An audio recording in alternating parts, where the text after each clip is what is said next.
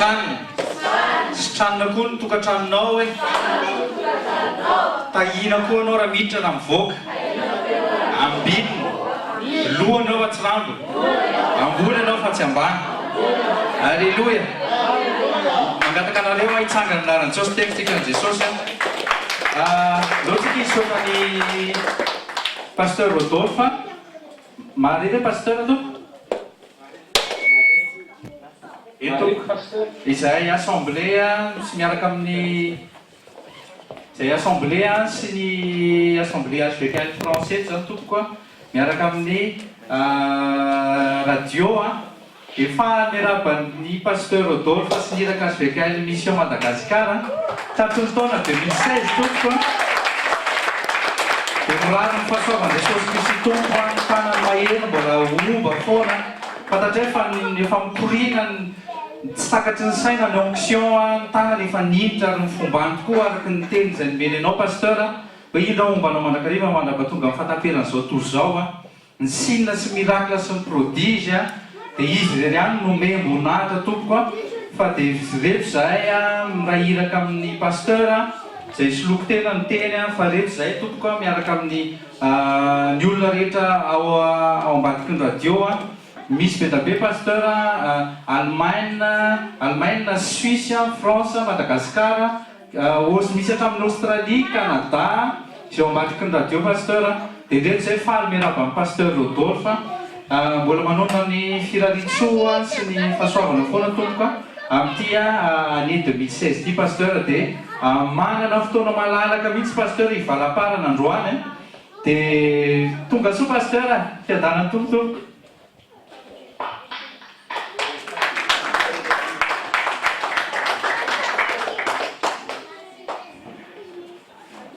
Matapitaka belebelareo ny amin'ny fitiavana ny amin'ny fanoharana mamavaka mandrakaritina ny amin'ny fampikina ao anatin'ny fanompona ny raitsika miaraka dia Jesosy Kristy tompo zany fanofoa tena fampoa ny ao anatinay sy ny ankona ambe SVKL ty Madagasikara izay mivarotsy ny ankonako manokana ny firaditsoa avy aminareo tena rena iatrany fa tsy mandroso koa zay raha tsy misy fanohanana mambavaka avy aminareo polépostao tena teny zany hoe vavao anay satria tsy amikery na mitanjaka fa mihery mifananjo na tompony maro kosa sotra nitombosika ny amin'ity tombavao ty zay tena inoko fa taona miavaka ho amin'ny SVKL mission so any asa fakana rehetra maneran-tany any koa satria inoko hoe arakaraky ny androtsy ny valim-potoana no an'Andriamanitra nery ny ampidingana avoavo kokoa matoky fa ao anatin'ity volana fiomanana mambavaka ho amin'ny fataterahany asa fanompotia sy ny teknikasana amin'ity volana jiona ity amin'ity volana janvier ity dia anao zavatra ngeza pesikoavana eo amin'ny fiainam-panompontsika sy amin'ny fitombotsika ara-panambingana tsaratsara kokoa indray Andriamanitra ho aminareo saray avy ane ny fiadanany tompo ary faly koa miarava ny saray avy izavantan'olona izay manatrika ao vata ao Skype sy ny olona rehetra maneran-tany izay manaraka ny radio kristianina malagasy naiza misy azy dia miarava misolo tena ny SVKL mission sy ny ankora koa zany manao fianabana masina sy fanorona masina ho an'ny saray avy tratra n'ity taona mahafinaritra be 2016 ty ho aminareo rehetra fiadanany tompo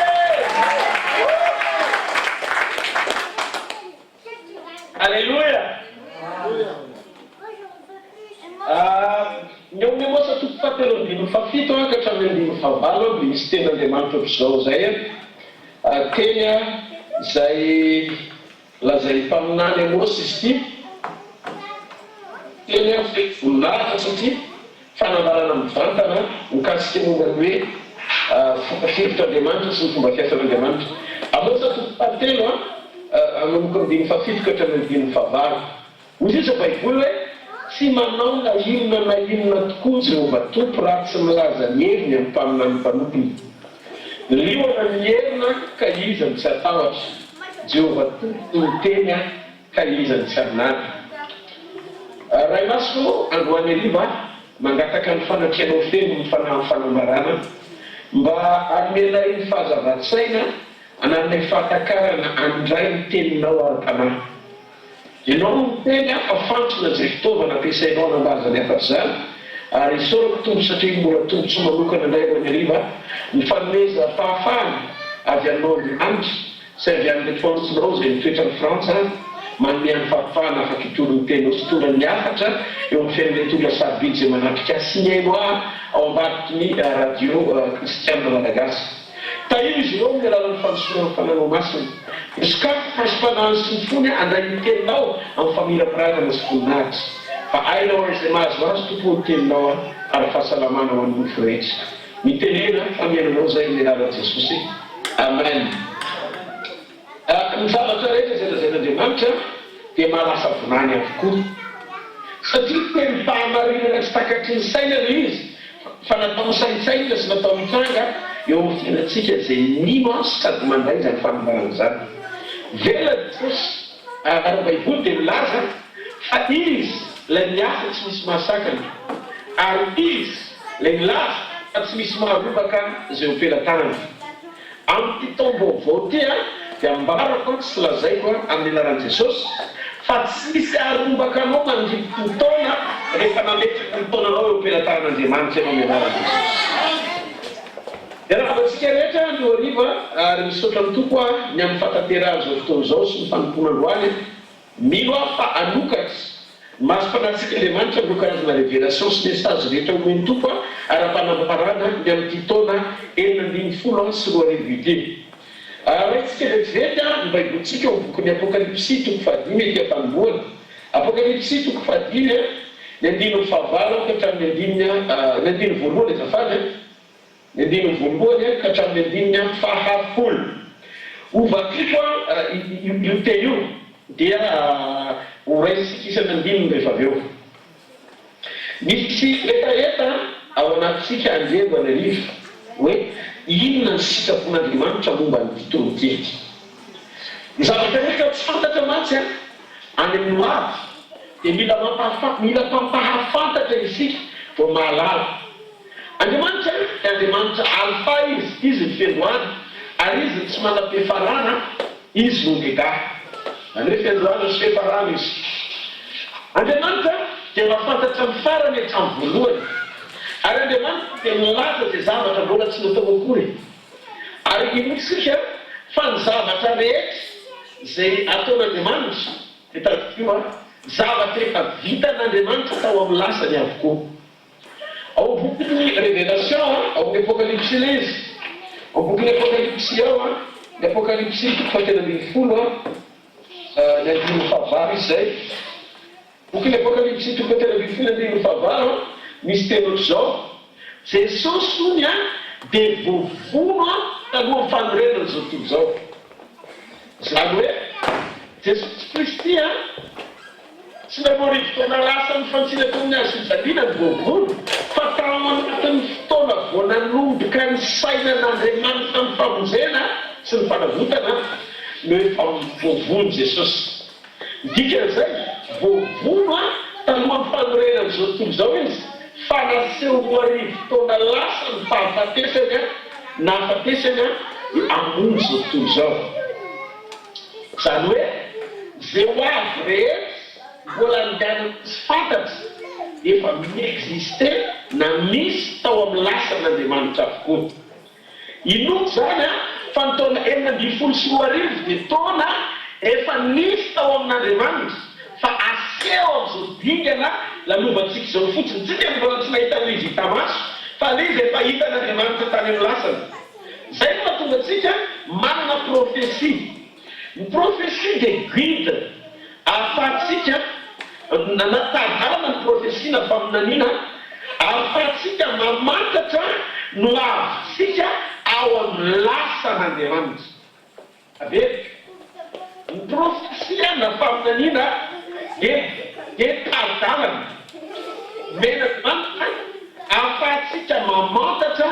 ny ho avintsika ao amin'ny lasan'Andriamanitra, efa misy ao amin'ny lasan'Andriamanitra. Ka androantsika tsy hoe mipredira na manambara meno izay zavatra ikany fa mampasiahy fotsiny ny zavatra efa misy fa ho ataon'Andriamanitra ny dipon'ity tsy mahareveka ao amin'Andriamanitra. Alleluia. Zavatra fantatro zany dia tadikio tia ty dia fandalovana sy fitoerana mandrakizay ny tany ao fotoana foiny ainany zanak'olombelona eto ambony tany ary tsy mety roapolo amin'izay fotoana na be indrindra ny tompo fahasoavana ao anatin'izay a dia ny fahafatsika amin'ny aina manaka rehepasoavana amin'Andriamanitra. Inona no rehepasoavana? Rehepasoavana reto no rehepasoavana izy be indrindra. Voalohana ny fanananao a conscience tranquille na eritreretana milamina amin'ny fivahinianao eto ambony tany. Ny arena goavana indrindra amin'ny fisitsika eto ambony tany ny amarika ny fiadanana nanantsika eo am-pandozana ny titany dia ny fanananao fieritreretana milamina. Mihoatra lavitra noho ny arena rehetra misy eto ambony tany ny fahatsapanako anatinao fa milamina ny fieritreretanao rehefa tonga ny fotoana ikaranao any amin'i Jesosy indray androany. Faharoa, ny arena goavana indrindra eto amin'ity tany ity dia ny fahafantaranao fa avitra ianao, izany hoe navotan'Andriamanitra ary mahalala tsara ny dikan'izany atao hoe fanavotan'izany sy ny fiainana miafy no mavitry ny famonjena izay nataon'Andriamanitra ho anao tamin'ny alalan'i Jesosy Kristy tompo. Dia ny ray fahatelo izay tena hoe lehibe ihany koa fa tsisy hoe mahivanana ny voalohany sy ny faharoa. Ny fahatelo dia ny fahafahanao manefa ny antom-pisinao satria voalaza ny boky mpaminany Isaia fa antom-pisitsika no manompo an'Andriamanitra, izany hoe tonga mpanompon'Andriamanitra ianao. Reo zavatra mety tenonao zany no atao hoe fiadanana, reo natao hoe fiadanana, fitsaharana, mamaritra izay zavatra rehetra mety atao hoe filaniana mikainana nanan'ny olona raha mivahiny eto amin'ity tany ity izy. Andro an'ariva tiakotsika hivavaka andro an'ariva ary tiakotsika hanokatra ny masom-palatsika andro an'ariva alala ny fahamarina rehetra izay mizaray reto ao anatin'ny fotoana fohy izay rahantsika ao anatin'ity teny ity ny karazan-javatra lalina miafina ao ambadiky ny fanambaran'Andriamanitra amin'ny alalan'ny tenin'Andriamanitra. Tompo misehoa ny fahasoavana andro an'ariva amin'ny fahasoavana hakely. Fenoy fanafiavao ty toeran'ity sy ny tsirairay avy izay manatrika amin'izao firenena izao dia manomboa tsara miaraka aminay amin'ity taona ity amin'ny alalan'ny fanatriana feno voninahitra sady miaraka. Taio pasteur tsirairay avy, taio ny mpamofon'Andriamanitra tsirairay avy, ny mpiarany azakazaka rehetra tompo ao anatin'ny kiasa fanompon'ity izay miaina izao afa-izao andro any ariva. Ny tsirairay avy isy atokantrano izay mandeha amin'ny radio any tompo izay mangeta eto amin'ny teninao, miangavy tompo araka ny teninao fa zay rehetra misy matoky anao dia manana fiainana mandrakizay ao aminy. Anio ariva amin'ity anio ity dia iresaka momba an'izany hoe dingana vaovao hitondranao izany indray zahay dia amafiso ao anatin'ny fonay ny fahatakarana omeny fananao masina reo zavadala ny fo fahatsarana mety fonosy izany teny izany amin'ny anaran'i Jesosy. Amen. Ndao itsika atombontsika zay ny miafatry ny tompo amin'ny bokin'ny Apokalipsy toko fahadimy. Anatsika nanatokany toko fahadimy ilay teny izay famakitsika matetika izy io. Tena efa famakitsika matetika io teny Apokalipsy toko fahadimy io. Toy izao zavatra nitranga ao amin'io boky io misy ray eto seza fianganana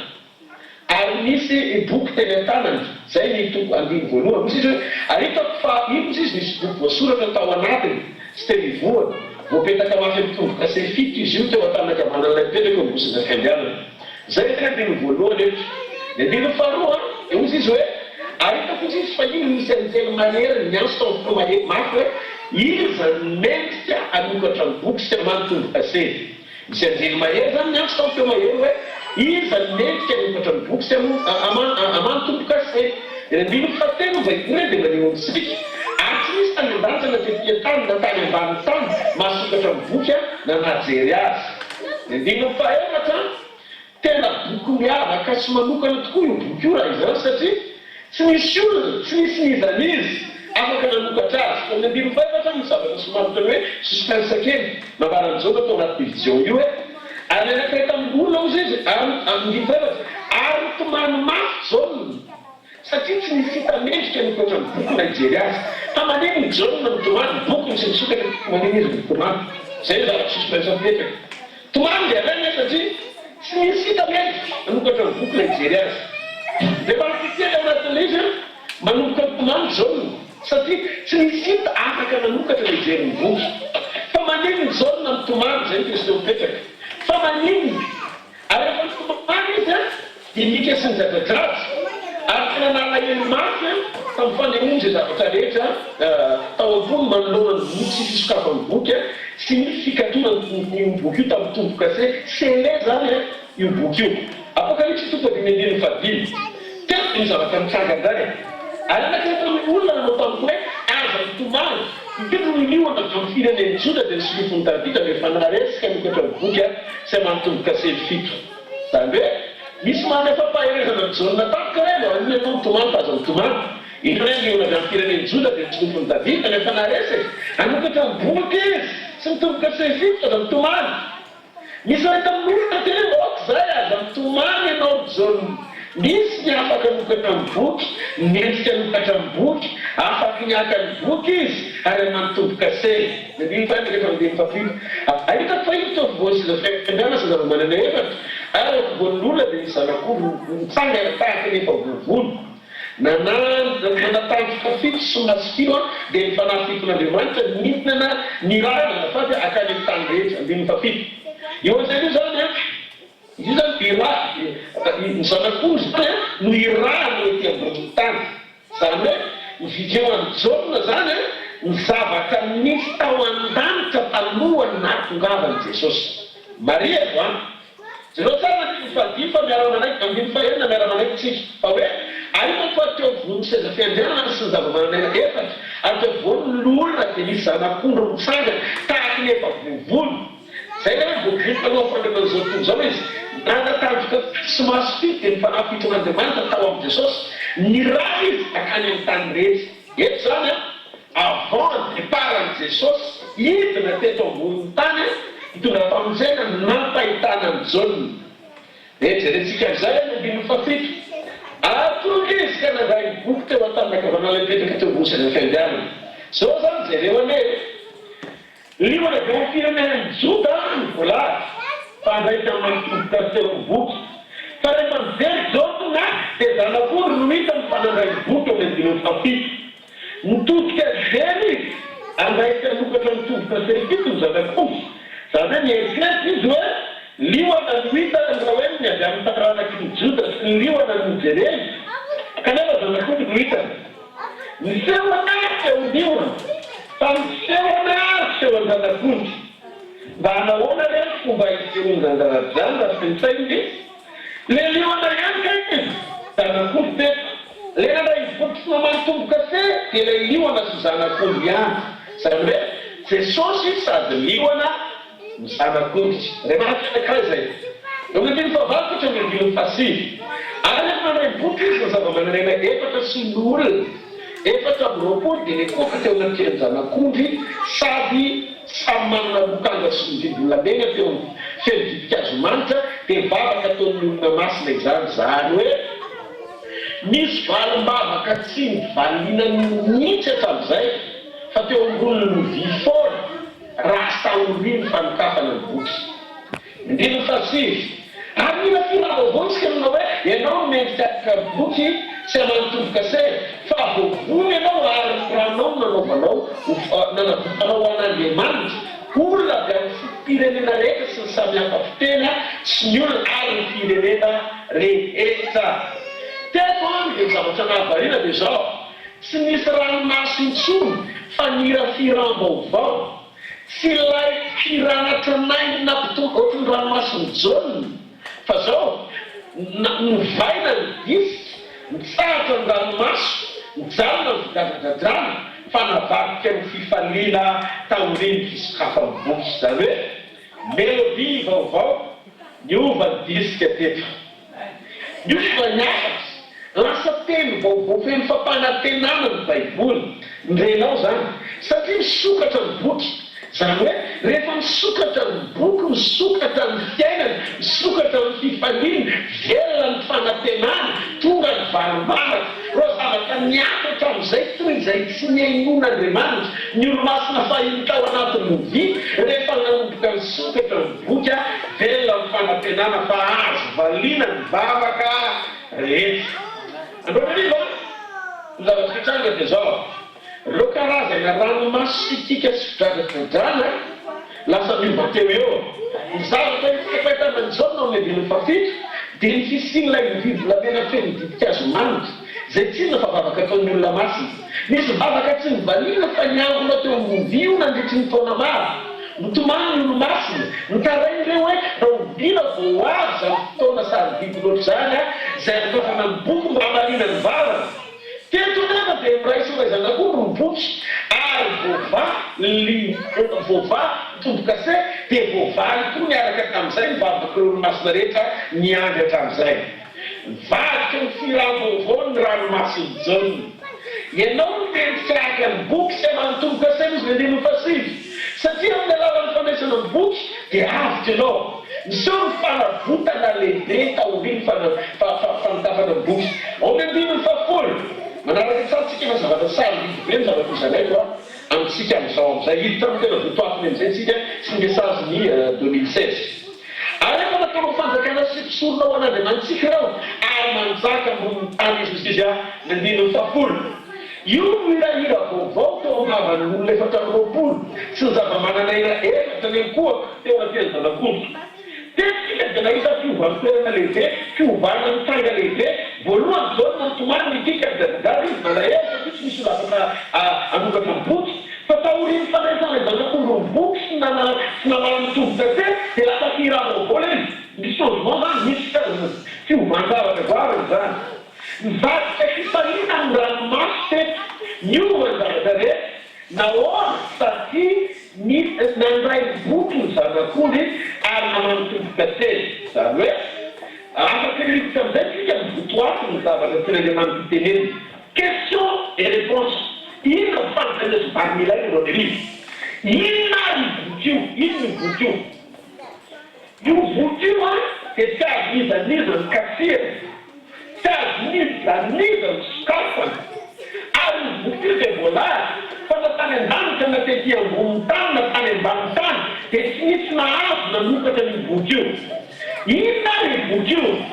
io boky io dia boky ny fanavotana na rédemption zao rezy mila fantatsika zao zavatra zao mienvenareo hoe misy le tao hoe fanavotana na rédemption ary misy le tao hoe salut na famonjena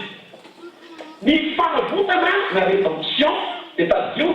sika ambana ndresy zavatra anakoroa rehetra ny famonjena ao anatiny salut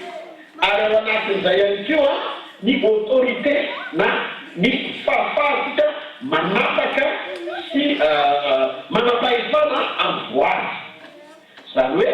ny famonjena na salut dia une partie ao anatin'ny rédemption na fanavotana zany hoe io boky io zany dia boky ny fanavotana fa tsy hoe boky ny famonjena fotsiny na boky ny fahefana fotsiny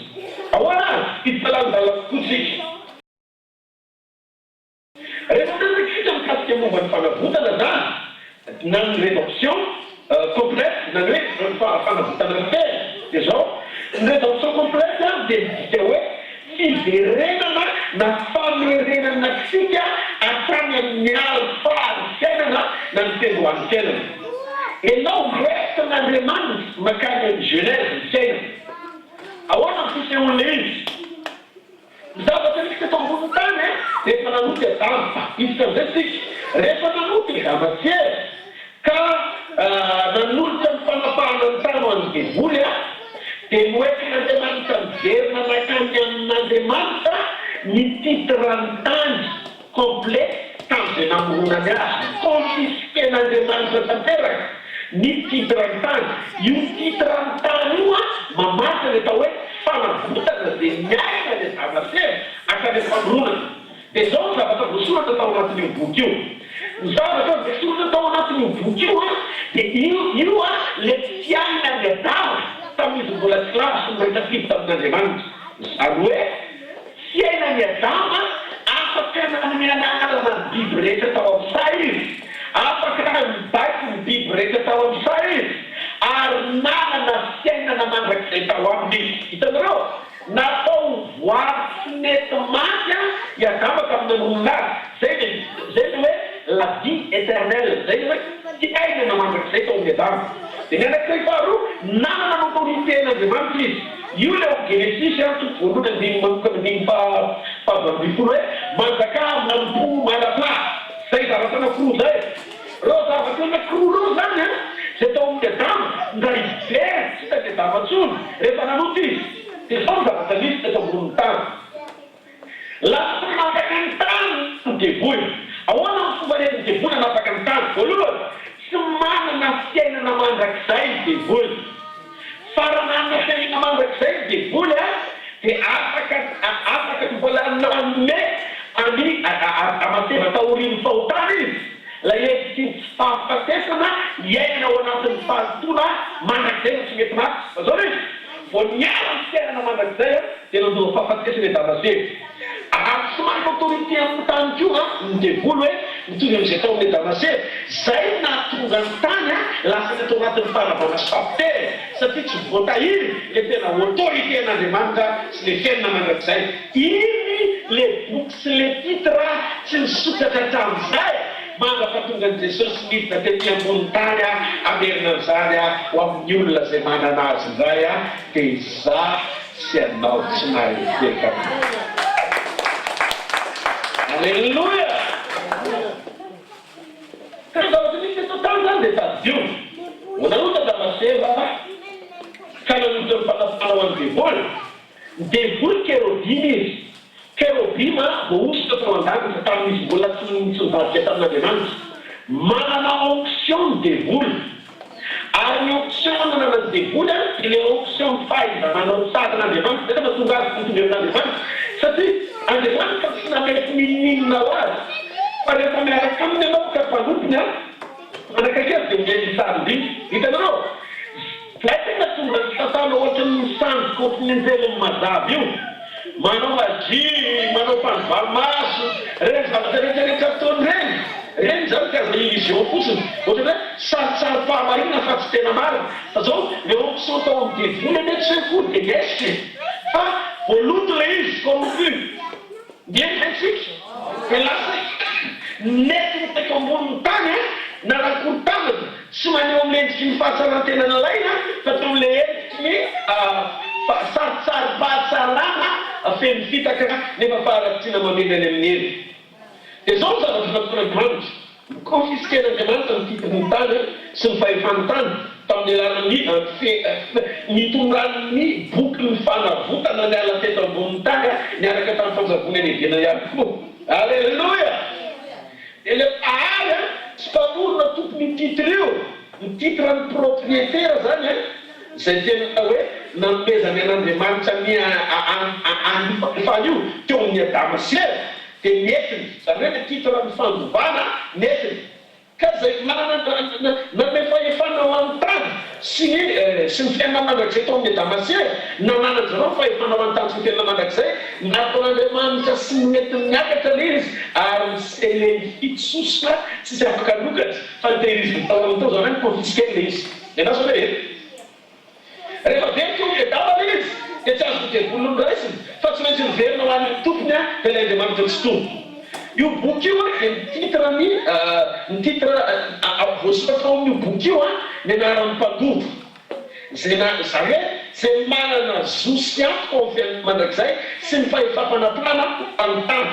io le titre sy fananana tsy azo etikevitra ho an'ny fanananao a zay antoka amin'ny fiainana mandrakizay zay rehefa very teo amin'ny adava fa izy nataon'Andriamanitra tao aminy sy ny hoazony tao anatin'ny boky io ary rehefa nisotono ny titre dia tadidika eo a tsisy nizaniza mahazo maka an'izany ary tsisy nizaniza afaka hanokatra an'izany zay natonga zonina ny teny hoe sele fitsosina le boky satria tsisy azo nanokatra tany an-danitra tsisy azo nanokatra teto amboniny tany ary tsisy azo nanokatra tany ambaniny tany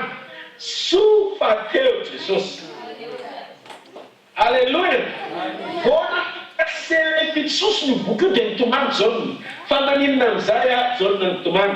diky fa raha raisinao ny titre amin'ny boky io dia tsy misy nizaniza afaka nohatra fa manana fiainana mandrakizay ao anatinao ianao lasa zo le izy lasa fanananao le izy mpandovy ianao ary voasoratra anatin'ny boky rehefa nandray an'i Jesosy. Ary moa miananao ny boky sy ny fiainana mandrakizay, zany hoe titra sy ny titra ao anatin'ny boky hoe tafiditra ao anatin'ny isan'ny olona manana ireo mandova an'ireo zavatra nakory ianao dia ny fiainana mandrakizay sy ny fanapahana momba ny tany. Dia mbola azo dikevitra moa alohan'ny andraisanao an'i Jesosy hoe mety sitrakako ny laza ianao fa manana ny fiainana mandrakizay. Fa nohon'ny andraisanao boky titra zany dia afaka miteny an'izany ny olona afaka mbola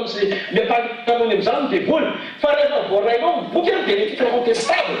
dia tsy misy afaky anohatra intsony na hiavera fa manana fiainana mandrakizay ao anatinao ianao sady manana ihany koa fa efa fantanao anatinao misy ny rehetra ao anatinao ao amin'ny alalan'ny famonjena voasoratra anananao ny titra ary bitaborina aminao zao tontolo zao tsy marety ao anatinao. Ianao hoe ho toy zao clé izy manaraka tsara ve tsy misy? Io tonga andao manana captresse, izy ndao manana captresse. Fa tsy fonao izy izy fa tsy hoe tempotisana nandovany Abrahama sy ny taranany an'izao zao. Rehefa azonao zany dia lasa fanananao sy fanapahanao ny tany. Ary lasa ohatrany hoe misolotena n'Andriamanitra toy ny Adama tamin'ny voalohany ianao fa izy mbola tsy lava ambony tany. Lasa chef ianao mpanapaka ianao satria manana titra tsara. Zao zany mila azonao ao anatin'ny fotoana ijoroanao io ny fanananao antoka ny fisin'ny tenanao anatinao fa ny fotoana ijoroanao dia zanak'Andriamanitra ianao manana fahefana ianao mpanapaka ianao manana fiainana mandrakizay ao anatinao ianao. Inona ny zava-misarobidy mikasika momba ny boky ny fanavotana io? Misy ny fitona ny propriété tsy azo dikevitra, zany hoe incontestable ao anatin'ny boky io. Manokatra amin'ny Adama rehefa very ny titra, zany hoe very teo amin'ny Adama izy very tao Edena, zany hoe izy le chef teo aloha manam-pahefana tao Edena, afaky miteniten'Andriamanitra izy tao Edena. Ary tamin'izany rehefa miteny Adama hoe zao ny zavatra teneny dia misy fotoram-potoana ny zavatra lazainy satria tena iray amin'ilay teny izy, tena iray fiainan'Andriamanitra izy, zay ny namorona anazy. Dia zavatra mitany napetrak'Andriamanitra tao amin'ny Adama ny parole créatrice, zany hoe ilay teny mpamoronana. Zay no mahatonga ny Adama manana résultat na vokatra ara-potoana, vao misokatra ny vavany dia mitranga ara-potoana izay zavatra lazainy. Zany hoe afaka mibaiko ny Bible ndraiky izy hoe liona dodo dia dodo. Afaka miteny amin'ny bebe izy hoe manodidina fa ohatrao dia ohatrao very izy. Ny éléphant afaka atao moyen de transport na ilay. Ary afaka hoazy zany azaty hiteny amin'ireo fa afaka miteny amin'ny azo Adama hoe lehilahy eto ianao dia mandriaria reraka tsy mila misasafanakangady zany izy manapaka azy. Fa ny azo tonga dia miongotra mifankatra dia mandeha tongotra amin'ny dessin animé amin'ny fakta an'iny ny azo mitsina ny exécuteur teny Adama hoe ray zao mety. Nahitako an'izany izy nareo rehefa Jesosy miteny hoe raha manam-pinoana provoatsinapa ianao ka hiteny amin'ny voaroena azy hoe miongotra ao dia makanesany an-dranomasina dia naiky anao izy midika an'izay ao anatin'ny commande ny fahefan'ny parole créatrice zay napetraka tao amin'ny Adama amin'ny autorité ifezana ny tany ny fahefana mibaiko ny zavatra rehetra. Tamin'izany tsy mila finoana satria raha finoana amin'Andriamanitra Adama, fa zao mila finoana satria men'Andriamanitra antsika fifandraisana amin'ny fiainana sy ny fifandraisana amin'ny fahefana mba ahafahantsika mampiasa ny zavatra rehetra ifanaraka ny fomba fampiasan'Andriamanitra ny zavatra rehetra. Eto amin'izay le dika tiako lazaina. Ny zavatra nakirany dia tsotra, manana autorité i Adama, fahefana step miomana miaraka tamin'Andriamanitra izy. Izy dia Andriamanitra kely teto an-tany sy tamin'ny fahefana teo amin'ny nofiny. Rehefa lasa famin'io dia Adama dia very le boky, lasa le titra. Rehefa very ny boky io dia boky tsy afaka nanana izy nataontsika résumé kely le teo aloha satria ny boky io dia manome ny zo ho amin'ny fiainana mandrakizay. Ny devoly dia tadio sy manana zo ho amin'ny fiainana mandrakizay izy.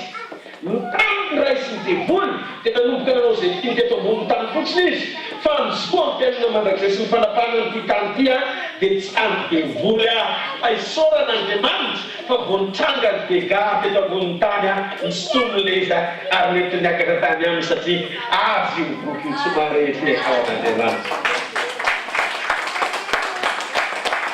Hitako le izy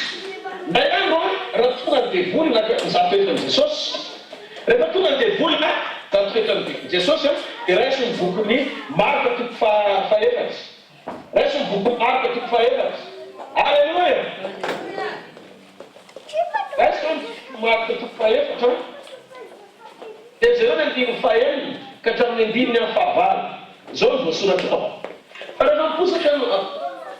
Luka zatary Luka toko fahaefatra ny andiny fahaenina ka hatramin'ny andininy fahavalo ozy izy dia ony devoly tamin'ny Jesosy omeko anao izao fanapahana rehetra zao mba mivoninahitra efa natolotra satria nomeny tanareo izy natolotra makio tsara natolotra le izy fa tsy nomeny midika an'izay iadama nanolotra fa iadama tsy manana pouvoir manome zay tsy any adama allo zany ozy izy ka zay tiako nomeko azy ndi mifafito raha koa ketanatrehako ianao a dia ho anao avokoa zany le zany ianao dia mifavara fa Jesosy namanka karanao tamin'ny hoe voasoratra hoe Jehova Andriamanitra ao mikofanao ary izy leliany mikoinao andao hoe tsika hijery zavatra kely rehefa tonga teo Jesosy zany dia vonanao zay dia tonga izy amery vahely adama very tao edeny Jesosy ary izy dia Andriamanitra tenany jery devoly Jesosy dia zao natao ianao ny akofako tsy asanaty tsy afaka manao zany a satria tsy anao ty tany ty efa mitonga sahady azy zao hiverina anjaka eo amitengonako mandritsy ny arivo taona jerinareo tsara ny boky ny apokalypsy amin'ny boky ny apokalypsy toko faharoapolo ny boky amy andino fahaefatra ka hatramin'ny andino fahaefatra zao voasoratra ary nahita sevafianganana maro ary mitsopetaka teo amboniny ary mianam-pahefana tsara izy ahita koa ny fanahany zay tapandolo filazana Jesosy aveo natao martiry sy miten'Andriamanitra sy zay rehetra tsy niankohaka teo amin'olo bibidy na teo amin'olo sary ary tsy nandray mary eo amin'ny andro eo ny tanany ary velona izy fianganana nanjaka tamin'ny Kristy arivo taona fa ny sisa amin'ny maty tsy mbola velona manapahatapiky ny taona zany ny fitsanganana voalohany dia andino fahaenina sambatra ny masony mananjara ny fitsanganana voalohany ireo tsy mba nanany fahafatesana faharoa fahefana ao mpison'Andriamanitra Kristy ireo ka hiara-manjaka amin'ny arivo taona hitanareo aorinan'ny première enlèvement amin'ny fotoana tongavan'Andriamanitra akany mpino dia sao antaka arivo taona eto tany miaraka amin'ny Kristy mandritry ny arivo taona dikan'izay teto satana mitena miakofy aminao dia hoy Jesosy za ve niakohako aminao zary tonga ny tany sanjaka miaraka amin'ny fiangonana mandritry ny arivo taona aorinan'ny fitsanganana allo zany miteny hoe mandritry ny arivo taona Kristy iakazaka ny Kristy tsika dia zareo zavatra seho zany hoe natongavan'i Jesosy dia amerina le fahefana ho eto ambony tany very teo amin'ny olona ho averina eo amin'ny olona manaraka tsika ary teo Jesosy dia miteny hoe alifany fa tsy hainao zany hoy Jesosy amdevola zany mpamorona lasa anao mandeha ny antony afa Jesosy tsara fa manana fahefanany amin'izany izy ary izy tonga mba amerina ny fitaovan'io eto ambony tany tamin'ny fandatany vany ahoana ry zay dingan'izay ny fanavokana ny adama dia midika hoe ny marigal ny fahafahany maiky sy fahafahany mifeny voarehetra fanan'ny adama amin'ny ara-dalàna feo ty tany ty ka zay very rehetra teo amin'ny adama ny tiany Jesosy averina tian'Andriamanitra averina tamin'ny alalan'i Jesosy ny fanavokana dia midika hoe fandraisana vaovao indray le zavatra be rehetra teo amin'ny adama midika an'izay autorité sy ny vie éternelle na hoe fiainana mandrakizay ny fanapahana ny tany sy ny fiainana mandrakizay tao aminy zay nanolovaina tamin'ny alalan'ny zay Kristy tamin'Andriamanitra nahoana natoboka tamin'ny nahaverezany zany tamin'ny adama dia takio mieritseritra amin'izay tsonona hoe hita ny momba ny tany nitomany izy fiainana maso avokoa ny olombelona rehetra keretra zanak'olombelona sy taranaki adama rehetra hoe aiza nisy famonjeny fa vao nanomboka nanoty adama liona tezitra taminy te hinana azy leliky moka nakany anjarany tsy misy azy natao satria nanota ny olombelona tamin'izany ny boky ny fanavotana dia natao hoe boky ny fiainany zanak'ondry eto anaty baiboly ary amin'ny alalan'ny boky ny fiainany io tadio misy ny anaran'izay navotana ozy izy jaune hita amin'ny boky io zany ary hita ny titre complet momban'ny boky io rehefa navery izay mpandova rehetra manana ny fiainany zanak'ondry manana ny fiainany zanak'ondry nandray Jesosy ny ty baiboly teneniny dia voasoratra amin'ny baiboly eo avokoa ny anarany zany hoe ny olom-bo fidy rehetra dia voasoratra ao ny anarany io navery tamin'ny ava voalohany tao edeny fa am'zao farany zao rehefa nanomboka tamin'ny fahaverezany Adamo io dia récupéré Jesosy le izy récupéré le boky niraisy le izy ary diny Jesosy tamin'ny fandatsahany rano le izy tamin'ny nandraisany teo amin'ny nofony reo rofo rehetra reo fitombazana rehetra reo fahaverezana rehetra maty Jesosy ny famonjenantsika zany hoe nanomboka teo zany rehefa tonga teto tany Jesosy dia nasehony Jesosy teto tany tamin'izy tonga nofo fiainana mezika amin'ny fanaraka amin'izay misy tany Adamo tany tao edena tamin'ny Adamo mbola tsy raraka dia zay nareo hoe lasa any an-danja Jesosy Apocalypse 3:5 dia misy fanontaniana mipetraka hoe iza mendrika nokatra amin'ny boky an'izay sa mampitomboka zay raha ombina no mitrangy zarazaratra zany zay le vision ny fanamarana amin'ny révélation apocalyptique hoe ombina ny fotoana hitrangy amin'ny zarazaratra zany tongetry zao tonga teto tany tamin'ny taona fahafito ny fiangonana amin'ny fotoana nambaran'Andriamanitra ny mystère sy ny zava-dalon'Andriamanitra ny fisehoany ny fanehoana ny fisiny mititry io ho légal eo amin'izay nateraka indray avery ny kolontsaina voalitiky faharoandiny fasily dia milasa fa zay mbola tsy hitany masina andreny tsotsofona ny taoko irino izy Paul efa man'Andriamanitra ho an'izay dia azy taoriny fiakaran'i Jesosy any an-danitra dia sahirana izy misano momba ny asa fanelanelanana ampimo tamin'ny ray satria tsisy voavakany ray afa-tsy amin'ny alalana noarifika malaky zay dia tadio tonga teto tany ny zanak'ondrin'Andriamanitra nanao fanaraky fiseronana izy afa misy ny fisehoana ao amin'ny Apocalypse 3:5 izy da mananjo ho amin'ny fiainana mandrakizay amerina ny olona amin'ny fahefana misy azy teo aloha amin'ny taona zaridain'Edena zay efa very izy da mananjo afaky ny amerina amin'ny olona amin'ny fahefana very tao edena nitomany jaune satria tsy misy valiny nitomany jaune satria tsy misy na grèze amerika nokatra ny boky ny dikan'izay very voary potiky zao tontolo zao tena mampalahelo be zava-miatrany tsy misy mahazo manokatra ny boky zay zany ny zavatra niseho tao lasa reny izy tsisy mahazo manokatra satria nao ny boky nanany Adamo tao edena very io ny fiainana nanany Adamo sy ny fahefany Adamo tsy misy afaky maka io fa mamerina jaune satria very miasa famorona taon'Andriamanitra rehetra araratra tontolo satria nanota tovaky etan'Andriamanitra sy mahagaga rehetra nantomany jaune io taon'io dia miseho miseho le izy atao jaune farany zao ino tsara izy Jesosy dia efa maty amin'ny azotaliny efa naloma ny vidiny révolution totale zany hoe ny vidiny fanavotana tanteraka complète fa izao rehefa tsy misy afaky maka ny boky dia veritsika ahoana le izy midika fa ny fotoantsika zao sy ny fotoana iainantsika zao dia tena vanimpotoana fivoninahitra efa voalohany vidiny zany fa mila action fahatenozany fanavotana zany amin'ny fanatsika fahatsapateny fahalalanatsika le izy dia miditra ao amin'ny teny sika amin'ny fahalalana tsara iaina ny fiaina fanavotana mbola itsika avy amin'ny Jesosy fenoy zay leo fa nandony vidiny Jesosy fa ny boky misy titre dia tadio tsy maintsy averina any amin'ny tompony zay mpandoro dia mbola natazon'Andriamanitra aloha le izy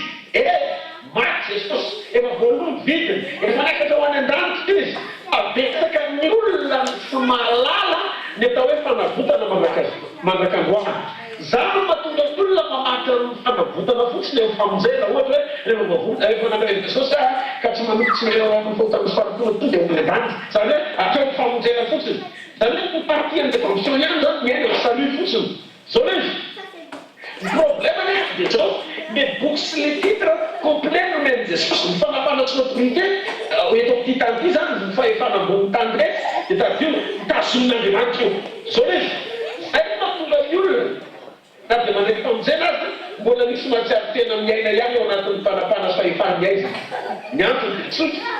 finaina amin'ilay fahafahana malalaka izy tokony aina ao anatin'ny fanavotana noho ny tsy fananany fahalalana. Dia zay mahatonga ny postea lasa mampatsiary izy sady maneso hoe ringana ny oloko no tsy fisian'ny fahalalana. Somary etiaka ao an'Andriamanitra.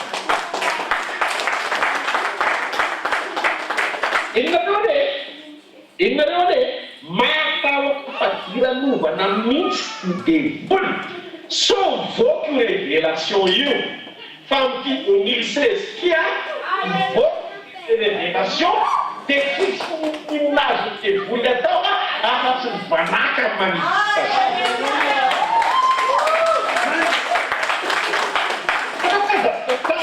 mbola misy tenireo mataodrao tsara ny tananjaty nifizako le izy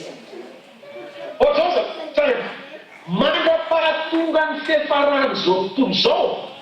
raha tsy conscient ianao na consciente ny fisian'io fahefam-panapahana io dia tsy se manifester miraculeusement eo am'vianao io. Fiainanao mihitsy io fa io dia tazonin'Andriamanitra hatramin'ny farany. Io am'izay rehefa le izy dia tsy misy fanontaniana mipetaka hoe Paul ve nanana fanavotana feno, Petero ve nanana fanavotana feno, mivaly ie manana fanavotana feno zareo fa dasy. Zany hoe antoka ny fiainana antoka ao amin'ny fiainana mandrakizay zareo. Ny titre mbola tsy azony fa izy na tsy azo dasy zany hoe zay mahatonga ny fanompona miainga eo amin'ny fondation apostolique. Zany hoe apôstoly roa ny fomba tafiditra ao anatin'le izy Paul lasa maty mahatsona daholo. Ny antony dia tsotra zay ingana ho amin'ny fanehoana titre sy proof ahafahana mijoro fa titre borné ho anao ny tany amin'izao andro farany.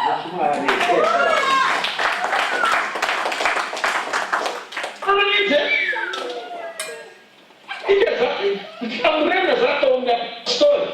dia ozy Andriamanitra hoe mandeha amin'izay nanao efa vita ny lalanareo. Zay mahatonga an'zareo mahatomariky io. Fa mitita stable tsy amin'ny fiainana mandrakizay dia nitazon'Andriamanitra ary inona izy mandrava tonga ny fotoana anankiray amoahany azy an'izay. Dia zao zao ny fahakekezany fatapetin'izao tontolo zao amin'ny fotoanany fanavotana tanteraka sika zao ary eo anatin'ny fotoana feno voninahitra ny zanaka nanokatra nitomboka se fotsiny ijaona nitarika eo amin'ny olona na teto tany na tany an-danitra na tany am-batana izy nilafaka nokatra ny boky dia nivoary rehetra fa tsy tsika maintsy nokatra ny fiafarany tomany jaune ny olombelona zao tontolo zao nivoary rehetra dia very akoratra nisokatra ny boky fa ny zoma amin'ny fanavotana sy ny fiainana mandrakizay ny fahazavana very avokoa fa tsy misy raha tsy misokatra ny boky. Zay nampitomany any jaune nanomboka nytaraina ny tany hoe aiza nyray mpanavitra nyty tany ity aiza izy fa misy anjely teo ny raha misy mpaminany ny raha nanomboka hatramin'ny andro ny adama ny alamenina Andriamanitra tonga koa nompisonga sy ny mpaminany ny mpanjaka namena ny fanahy fa nandalo teo amin'ireo mpaminany nandalo avokotra tao tany na mpaminany na apôstoly mitrevitra fa tsisy mendrika nomokatra ny boky nanomboka sy nanao fahadisoana daholo nanomboka hatrany amin'ny adama na reo mpaminany farany zay ezanazy dia bebebe nanao fahotana sy fahadisoana daholo. Zay zao hoe Abraham fa nanday izy rehefa tonga teo amin'ny mpanjaka Gera nanday izy zay fanavavy tsara nanota zara tonga Jacob tonga Isaka nanao ohatra ny regny teo Jacob koa namitaka na Isaka regny azy panota daholo Josefa tonga dia niravonazy toerana tany Egypte izy nazy promotion dia nitereny ny regny andainga amin'ny Farao aza miteny rehefa tonga any Egypte hoe mpiomponareo hoe mpiandrongy fa tsy mety zany hoe efa ndraiky ny Jacob arainy izy zay dia rehefa tonga teto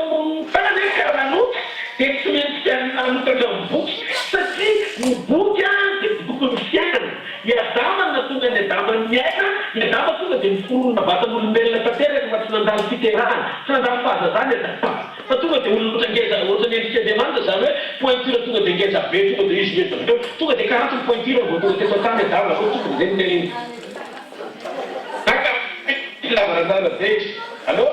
zany tsy nandalo fahazazany izy satria sy programme nandalo fahafatesana. Alleluia.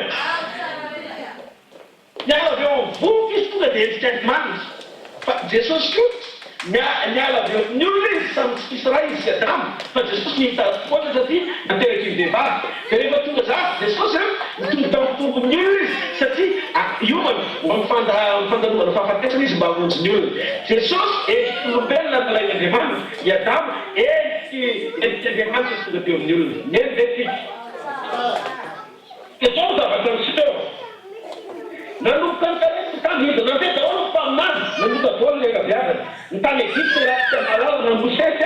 dia bereo mpaminany lehibe mitondra ny lalàna dia tambidy mifahafateraha dia nanao fahakisoana ny farany satria lasa namoatra ny tenin'Andriamanitra izy raha ny teny tamin'ny rano Andriamanitra hoe tenen'ny rano dia mifapoa ny dika izay tsy rakatoy diso daholo raha rehefa tany aloha nafaraky dia maternina sy mpaminanezana dia mifapoa io dia Andriamanitra hoe dia moa dia zao le fils amovatra amin'ny boky tonga amin'izay Jesosy le tsisy kianina feno fahatanterahana Andriamanitra velona izy ny vovolo ny tonga ny fahotany mpaminany lasa mbola ny andro hitsanganany tamin'ny ny mpaminany rehetra satria tsisy afaka tonga fieny le totany raha tsy tamin'ny alala dia noho ny zavatra nitsanga voatovy Jesosy nisy ny fanantenana voalohany vidin'ny fahotana voalohany vidin'ny aretana voalohany vidin'ny sy fahatanterahana rehetra tozy izy koa izy alefanan'iny voafizin'Andriamanitra fa Andriamanitra manamarina azy lasa tao amin'ny daholo ny fanamarinana tsika tamin'ny faratsina tamin'ny lasa rehetra fo vera ny fahotantsika lasa afaky ny miaina mikalalany sika afaky milaza hoe manana ny venin'Andriamanitra atoany koa ary zao tsy le fiainana mandrakizay ihany sy ny famboatsian-tenanao azy fa indrindra am'izao fiainana ankehitriny zao dia afaky miseho amin'ny tenatsika famanapanatatitaka zay nasiteo Adama fa izy mbola tsy lavo amin'ny alala dia raina ianarana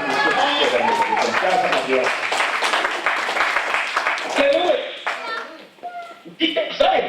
zay rehetra mbola ovonjena dia tsy afaky ny anara mpaminany ny olona rehetra sy mipisory mbola ovonjena mbola hoavotana daholo ny andro dia tsy afaky ny amonjy dikan'izay tanteraka teo amin'izao na televizion satria tsy misy mendrika tamin'ireo televizion na dia ray azy izy dia zay mitomany any ianao rehefa lany satria tsy misy mendrika ireo mikiky tsy misorana dia ray azy izy ireo zao fanapahitana Andriamanitra izy lio antarana kijota onzy io mendifamin'ny fadimy vakio izy mendrika izy nefa naretsy aka ny boky izy any tsy amantoboka tsely rehefa mijery zao dia zanak'omby no hitany fa rehefa mitena izy dia io miteny zanak'omby misondrado hitany mandray boky teo an-tanana teo tanakavanalay telefosina fianarana rehefa niraisy ny boky tena navato teo tonga dia zao izy nanomboka mitena izy rehefa teo fandraisana ny boky dia lasa feo milioana andre miala sy menga teo mitoerana ny zanak'omby sy ny lioana mariko fa miala avy eo mitoerony very izy miala teo mitoerafengarina ny ray any an-danitra dia teo amin'izay mitoerana teo aloha ny tonga ny vonoana somaty ary tsangana tamina ka miverina mitoerany ray izy am'izao fa hoe nafatesany dia nilaranak'izay izy manelanelona tika amin'ny ray eo mitoerony dia zao mety miaraka taminy tsisy dia natao mitao aminy dia tamin'izay dia tamin'izao dia tamin'io miova toerana ianao ary ao amin'ny Kristy toerana tena fanapahana sy voninahitra anjakany fahefana fiainana mandrakizay mandray boky izy dia miova ny zavatra rehetra mitsahatra ny ranomasy tonga ny fifaliana satria tonga ny fofavotana azao teneniny amin'izao tontolo zao aleloia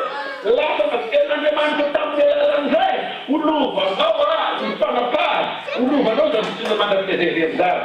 io boky io dia tsy bokin'Andriamanitra tsy bokin'Andriamanitra io boky io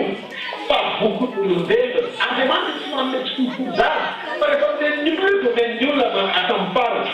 ny sain'Andriamanitra ny anerena an'io zavatra fa mendery teo amin'ny olondono na mitany tatana dia tian'Andriamanitra mihitsy ho aseho tanteraka mba hoe kraje tanteraka satana eo ambany tombotrao miamba tsotra miantony dia tsotra koza Andriamanitra rehefa efana teo amin'ny olona very no averin'Andriamanitra eo amin'ny olona mba ahafany manitsaka izay namitaka azy azay fa tonga baibolony laza fa mitoera tsara eo fanapakavanana amin'izay petatsara eo le toera-panapahana midika anao amin'izay mba nampanao ny fahavanonao ho fitoera tombotrao alleluia ina natao zanakory rehefa nanay boky izy nataony anemoana mifanavotana mifanavotana dia fiverenanao amin'izondisanao asana mpamoronona nanomboka tamin'ny adama very fanapana sy fahefana veriko ndraiky hatramin'izao mifaran'izao manao fanavotana dia ny zanakonty satria izy no mibonondro tamoa fandrenan'izao tontolo zao araka ny apokalypsa 13:8 zany hoe atakoranoa zao tonga izy nanay boky nosorata ny boky nosotafa ny boky novakiny mitomboka sy tena miraka an'izay izy efa ambony tany hitonga ny boky io zany hoe taoriny fitsanganany mihitsiny sy tamin'ny maty vao naniraka amin'izany izy jesosy tsy fitahiry ny boky io azy fa naniraka minirana izy hitonga io boky io atao ambony tany satria tsy azo io boky io fa bokinao io boky io nizonao amin'ny tena mandrakzay no anatin'io boky io avy any tena fotsiny io nanomboka tena hoe le sorona teto tany io boky io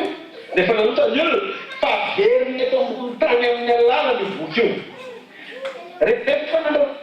boky le zanak'ondry dia miovaoloana tampoka amin'izay nandeha masaniraka hitonga io boky io izy ny amin'le an'izay frantito anamara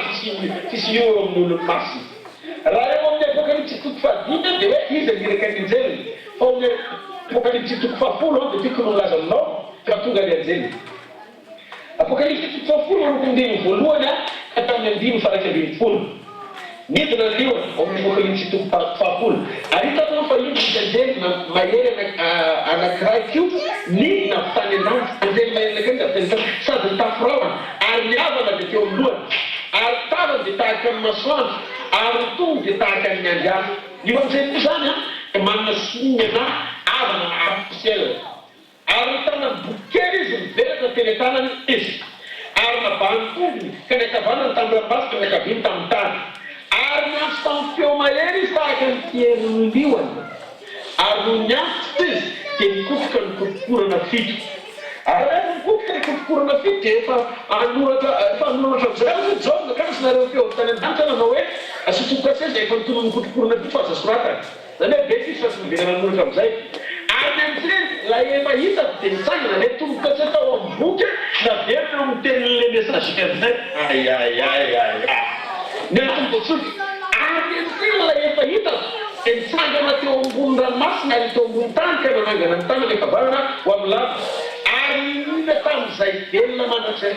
tamin'izay velona mandrakzay dia ilay nahariny lany sy ny ao aminy ary amin'ny tany sy ny ao aminy ary napasiny sy ny ao aminy fa tsisy andro intsony fa amin'ny andro tsofany anjely fahafito io amin'izay le septemange amin'ny andro tsofany anjely fahafito rehefa mitsoka izy dia tanteraka ny zava-biafina zay n'Andriamanitra io le révélation zay hoentintsika araka ny teny somampanombarany tamin'ny mpaminany mpanompony dia ozy izy jesosy dia anareo ozy izy fariny le septemange zay mitsoka amin'ny zava-biafina an'Andriamanitra hitondra ny révélation anambara antitirio tsy atomana ny famelonao fena zanak'olombelona dia le famarina mpamorona ao anatin'ny olona amin'ny fahefana atonga ny mpamorona tsy mapino hoeto amin'ny oya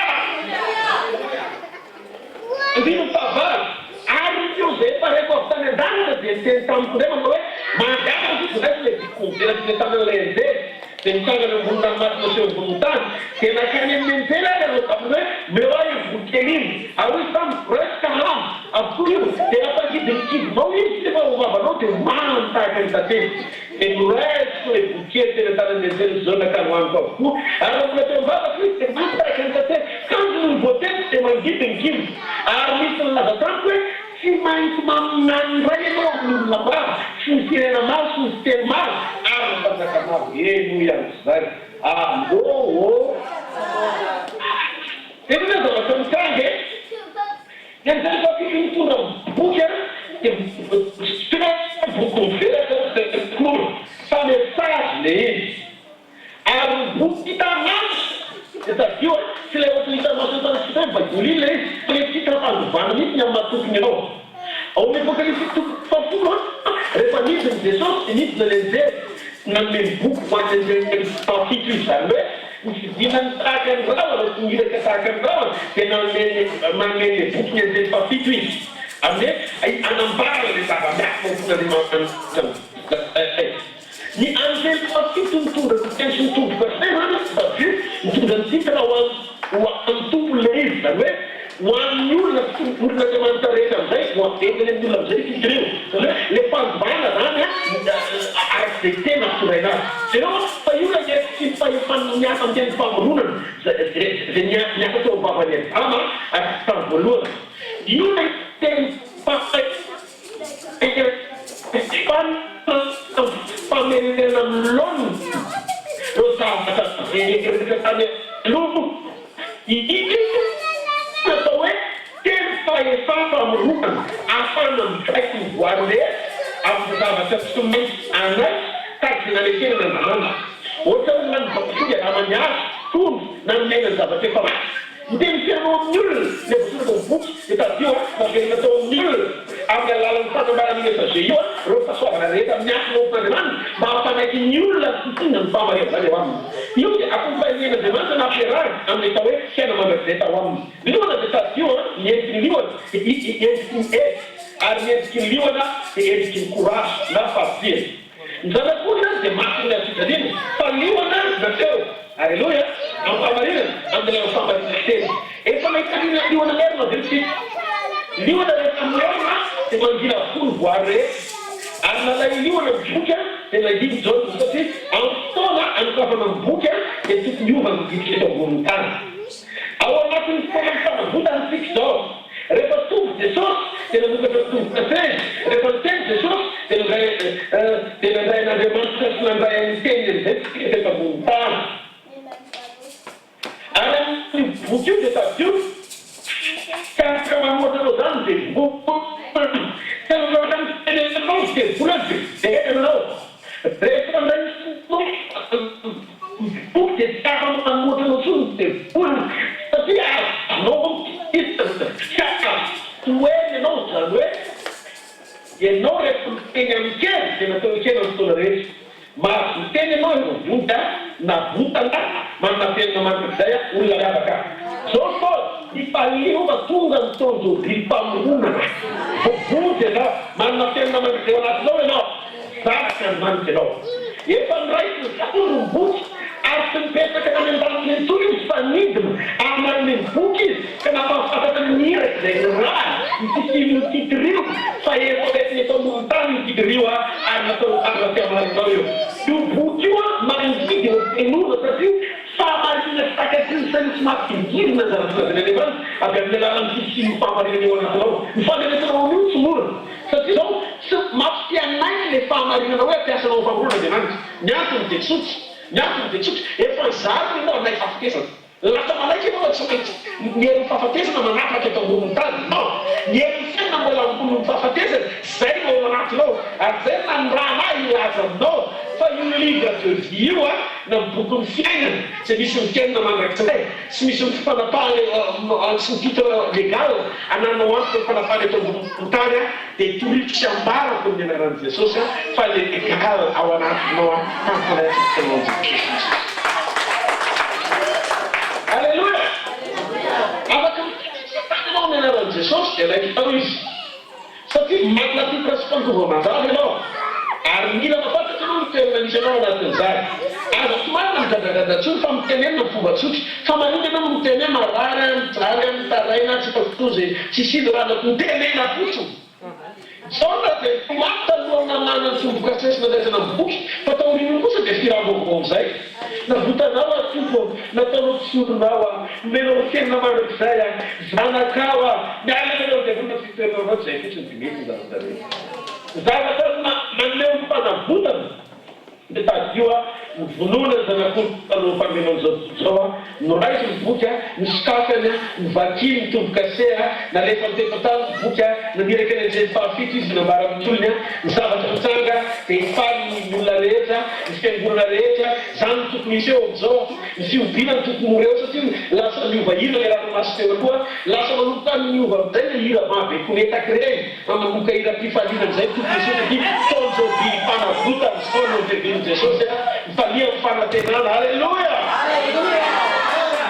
alleluia tokony feno mihery tokony feno voninahitra ny tokony iseho ngesika Andriamanitra ny tokony réafféry fa volondelona maro loko ny hitrany toky 2016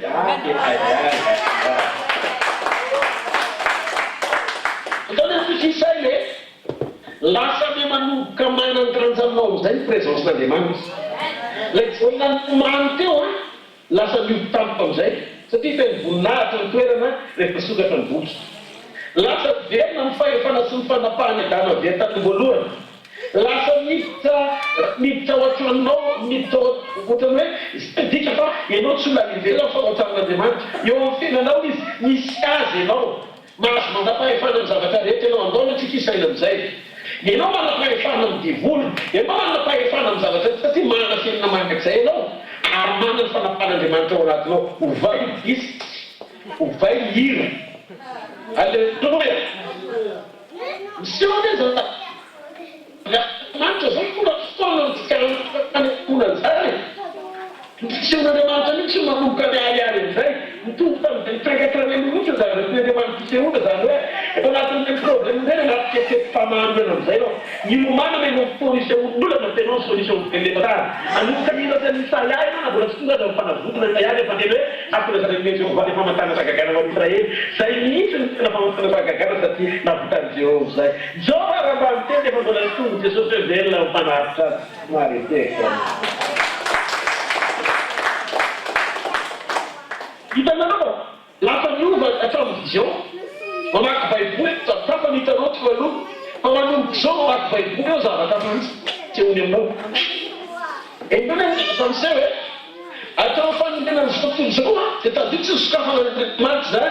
Rehefa sokatra ny boky dia nomboka nadiditra tsika ao anatin'izany famarinana izany izy. Ila aloha Jesosy. Jesosy ane taranaki Davida. Izy aloha Davida andresy lava nandavo lioa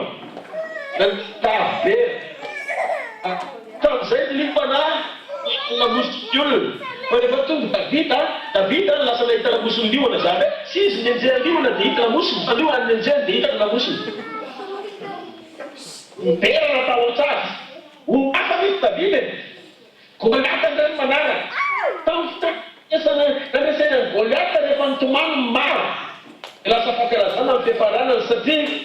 ny olona migeratsan'ny Goliata daholo mbola tsisy maheno an'io ngeza be.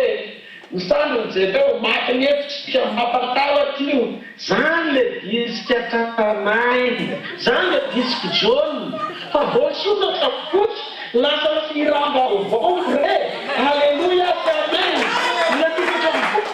Natokatra boky mitady bio lioan'ny Joda. Fa Davida taranaki Joda. Jesosy taranaki Davida avy amin'ny singa ny Joda amin'ny Joda. Manonja mety zany dia mila manana natiorany loany ianao ao aminy. Feno fahereza sy feno herezany Davida courage na 17 ans azy. Rehefa nijery io Davida dia tsy nanaiky nihirangireo. Reo manao korala mitovy gadony. Ranomasina tamin'ny Saul tao anatina ino misy ty tante niafina tao Saul fa natao ohatry ny Goliata niaraka marabilany. Marabilany Goliata nanomboka ny falina na tena satria nianika tamin'ny sampony Goliata. Marabilany Israely nitomany nitovy amin'ny disky jaune nangasany maso. Fa tonga ny mahera avy amin'ny lohan'ny Joda tao Davida. Nijoy izy dia miteny hoe ataoko mahalala an'Andriamanitra reo. Bona nanomboka nijory Davida teo ny fanaten'Andriamanitra niovany disky. Niraisy ny lohan'ny Goliata nitapahany tamin'ny sabatra anaky ny tany amin'ny Saul. Zavatra niseho sabatra anankiray ihany ny fampiasan'ny Goliata sy amin'ny olona be dia be. Fa vaovao mafana ny sabatra Goliata ihany namono Davida azy. Baibolina ihany nampiasaina fa ho an'ny hafa ranomaso fa ho amanao glory.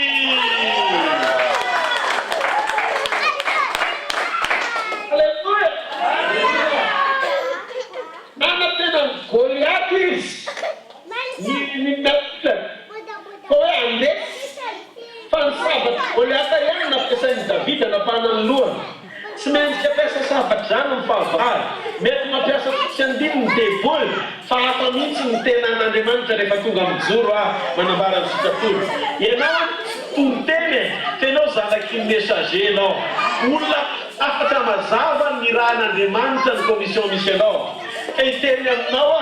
aza mihafahafa raha messager fa teneny fotsiny zay say tenenina dia mifanaraka any amin'ny vokatry nareo hoe. Alleluia.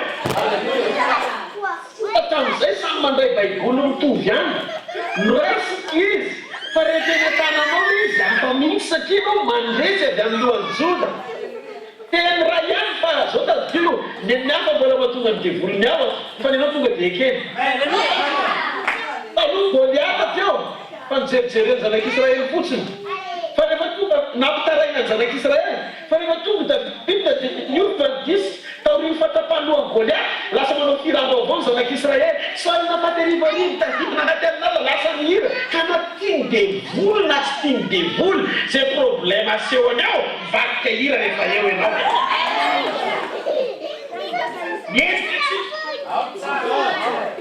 aloha nampitsaka ny Davida le tadio e miatrika problème izy ny problème mety misy tsy maintsy misy le olony ny sakana tsy maintsy mitranga fa ny victoire assurée et assumée rehefa eo Andriamanitra iny ity fahamarinany ity e iny ity fahamarinany ity andao nitsika isaina oatra Marie Marie le tombo zao toko faharoa e lany divay tena natona amin'ny Marie le olona teny lany reto midovay misy solution hoe mavavaraky zay de ozy izy Marie misy solution satria eo Jesosy halleluja eny hoe Jesosy raha ihany le tao am'izay fanasany zay sy eto alohan'ny arivo Jesosy raha ihany le nanovany rano tonga divay sy mampanantenanao fa hiaraka aminao amin'ity 2016 ty ary tsy afoenao mba raha fa tonga mifataperany zao tontolo zao oh halleluja mahafatako hoe ny réaction amin'ny Marie ny réaction amin'ny Marie tena réaction faran'izay sotra ndraiky ny réaction hoe zao aza misy ny panika atao anaty fanasana fa raha mbola miaraka amitsiketo le rangahy io sisa votombolo ny zanany tsy possible hitrangeto zany ny fahafambaraka minoy anao fa manomboka ny taona miaraka amin'ny Jesosy tsy fahafambaraka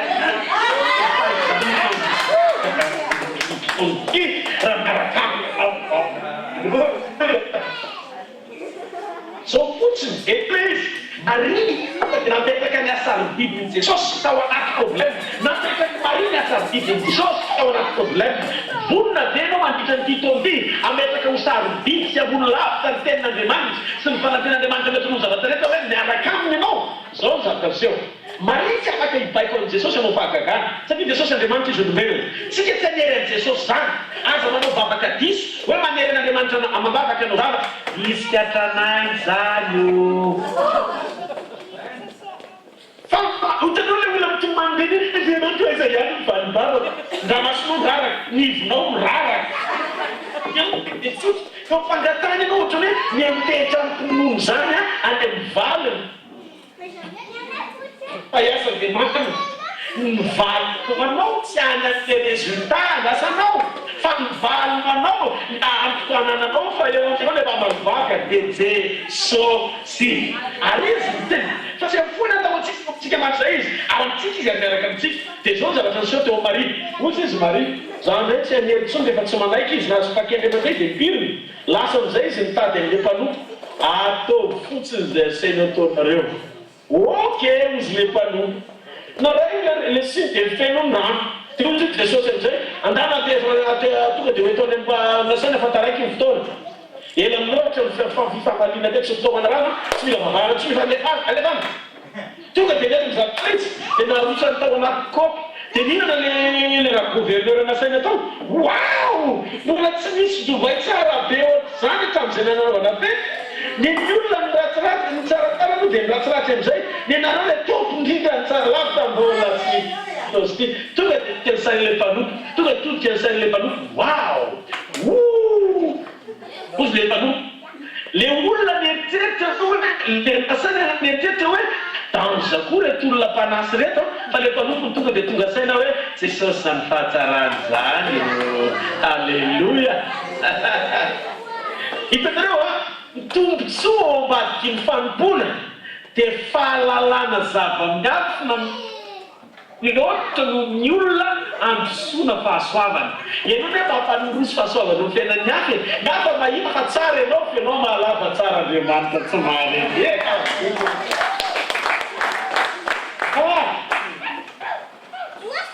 hitanareo satria teo Marie le ranomaso tena le tebotebo natao oatra amin'ny fahafambaraka ao anaty fanasana iny a zay nahatonga tareny fanamozena saina rehetra amin'nyzombony satria teo ny fanatian'Andriamanitra teo Jesosy dia tahadio tsara raha mbola misy olon-kendry manam-pahatonina anankiray azon'Andriamanitra ampiasaina io ka anao zay tiany atao tadidiony le fahagaganany niova teny andalam-panatanterahana an'izay zavatra nasainy atao ka tsika eny ny titon'ity tsy anao zay tiatsika atao fa anao zay sainy atao ary izy nefa nyteny fa anao niomany anao Alleluia! Tsara ianao apetao tsara fotsiny hoe ianao mba hanompo tena mety vo mijery ianao dia zany ny atao hoe raitra ny fanampina anaratsika rehetra manomboka zao tsy ataon'izany fa mba miresaka fotsiny zany maha-kristianina asio hoe raitra ny fanampina anaranao iny rodolfa raitra iny Tony raitra iny raitra iny pasteur Yonzy raitra tonga dia amsivy raitra daholo le tsika Alleluia! Amin'ny titon'ity tsika nandeha pahazapa amin'ny resaka right ao anatina righteousness. Alleluia! Amen! Hitanareo voatonga Jesosy rano tonga divay le hirahira amin'ny fahafamaraka sy ranomasy teo tonga dia tsikitsiky tsara izany Alleluia! Fa tonga dia niteny le nasaina hoe tsara amiko ianao Jesosy le mpanompo tonga dia verina tany amin'ny Jesosy niteny hoe tsara ianao tompo tsara ianao tompo mpiaraka Jesosy tonga dia niverina taty ambadika taty tsy sisotro ranom-bonomboka intsony ny akabiazana fa lasa amin'ny fiderana tao amin'ilay fotoana satria ny antony le mpanompo nanomboka nahita ny voninahit'Andriamanitra eny hoe amin'ny titon'ity ho antisipen'Andriamanitra amin'ny titon'ity daholo ro karazana fijinjana ilainao mandritra ny zato taona ho avy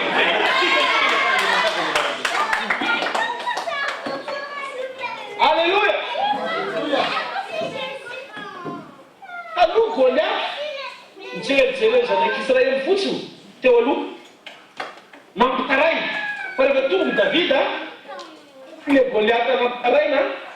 lasa antony nideranan'Andriamanitra niova ny zavatra rehetra satria teo alohan'ny Joda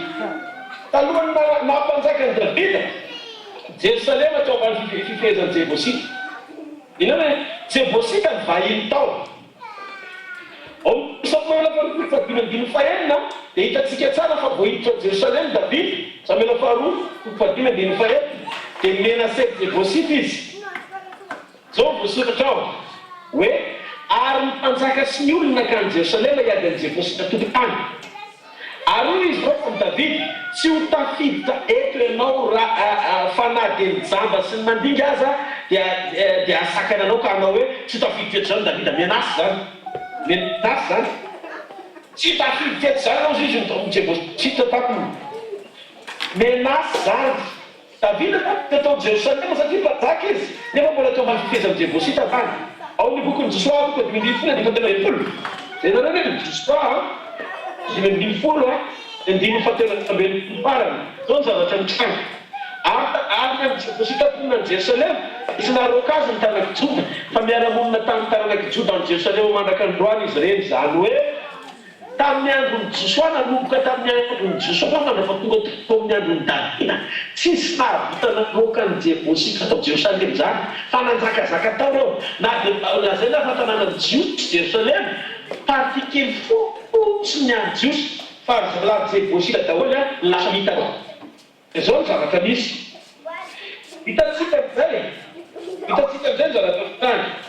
ka ifehany Jerosalema am'izay i Josaphat i Davida zany hoe Jebosita zany ny teo lasa nanatody Josua zanak'Israely azy ny tany dia tsy tanteraka le ilan'ny Jehova azy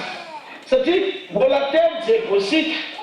nonona teo izy ny akamaroany reto mbola teo foana fa rehefa tonga am'izay Davida miaraka amin'ny présidensin'Andriamanitra donc tsy fijery amin'ny Samuela faharoa verenantsika kely vetively Samuela faharoa toko fahadimy manomboka amin'ny 17 ka hatramin'ny 10 ozy izy kanjo afaky Davida ihany mbateha fiarovana dia ziona tanànan'i Davida zany ary Davida tamin'izany andro zay mamely Jebosita dia aoka nany teo amin'ny riana ka amely mandinga sy ny jamba izay anany fony Davida koa dia ria amitenena hoe sy jamba sy mandinga tsy tafiditra ao an-trano dia nitoetra tao vaheverovany David ary nianarana natao hoe tanàna David ary naraha David ny manodidina hatramin'iny mba amin'ny ao anatiny koa dia nandroso sy nialehibe David fa Jehovahandriamanitra ny maro momba azy zay zavatra fanangejana trany amin'ny Josoa tsy natafavoaka ny zanak'Israely ray palaka tapontompo zay nazavany David Jebosita dominina tanteraka tao amin'ny tanàna Zokla feziny daholo manodidina ray folo ary tonga dia misaovo voninahit'Andriamanitra satria nino fomban'Andriamanitra izy raha nino Maria fa teo Jesosy tafavoaka ny fampakaram-bady nino David fa azy Jehova tafavoaka tamin'ny Jebosita nangeja rehetra amin'izay amin'ny kitony manany ianao fanantenana fa zavatra tsy mety mivalina nitry ny zato taona ovan'Andriamanitra andeha satria ovanao n'Andriamanitra David sy Andriamanitra Alleluia. Arrêtez. Alléluia. David nitany reka tamin'ny marabila ary nanravany Jebosita reka tao Jerusalem ary nataony David kapitaly Jerusalem ary taony namorena ny tempoly atateraka ny tezenazan'Andriamanitra tamin'ny alalan'i Moïse ozy Andriamanitra tamin'ny Mosesy hoe hitovy eto amin'ity toerana ity natao ty mivilla ho anareo ary zanak'Israely tamin'izany ohatran'ny hoe mba ahafahany manao sakrifisy ho an'Andriamanitra dia nanomboka tamin'izay nefa dia tsy nisy toerana mihitsy na fa ny zanak'Israely niboaka tamin'Andriamanitra zany fa tamin'ny andron'i David dia nandresany Goliaty izy nandresany Filistina sy ny Jebosita izy nampitoetra ny Israely David ho iray tao Jerusalem ary taony nandretany tempoly sy nahafahana mitoetra ny tanàna ho kapitaly tsy zany any fa David dia diako azahoana ny tany rehetra nampanaten'Andriamanitra ny Abrahama mpanompoly ary tamin'ny andron'i David nantanteraka fiainana zanak'Israely ireo firenena rehetra nomena ny Abrahama avy amin'Andriamanitra dia nalay David daholo ny tanànany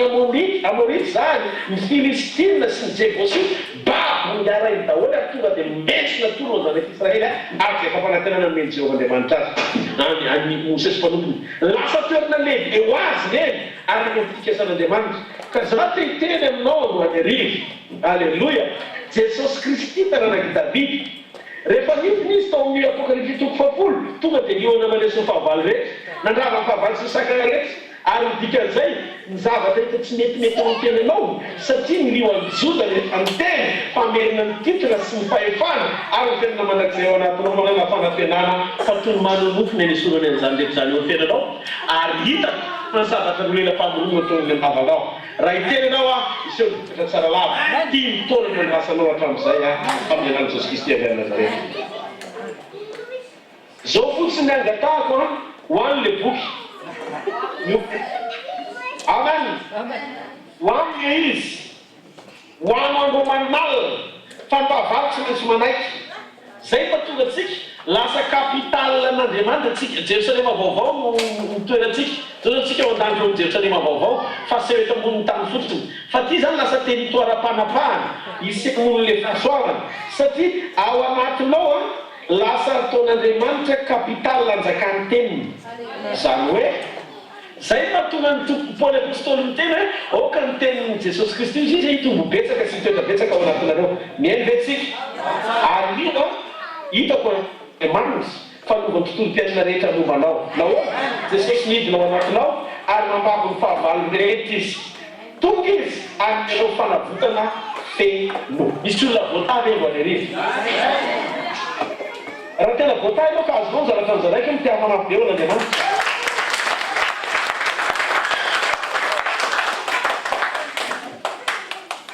David nandresy dia anao koa tsy maintsy mandresy aentina tsy mahazo mandresy ianao zany nahoana ianao no mitomany aza mitebiteby mitenena fotsiny raisy mifepetra itsio dia tokony itsina fa nao zavatra ngezabe Andriamanitra mitenenao ao anatinao miteny famoronana eo ambavanao zao ny fotoana malin'Andriamanitra anao amin'ireo karazam-bavaka rehetra mbola tsy mivaly hatramin'izay aza mety midina amin'ny révélation zany mekarany amin'ny avoavokoa arakaraky ny antsony fotoana megoafany anao fa tsy mievo ianao olona iton'Andriamanitra amin'izao ny farany zao tsy teny izy ake izy olono ka raha ianao tsy miteny izy avy mandrasanao hiteny raha manan'olana ianao miteneny ao atinany ianao zao mitenena fa zanaka ianao misy natorana lioana ao anatinao mandresy ianao hovaly amin'izay isy efa tsaro raha masoavy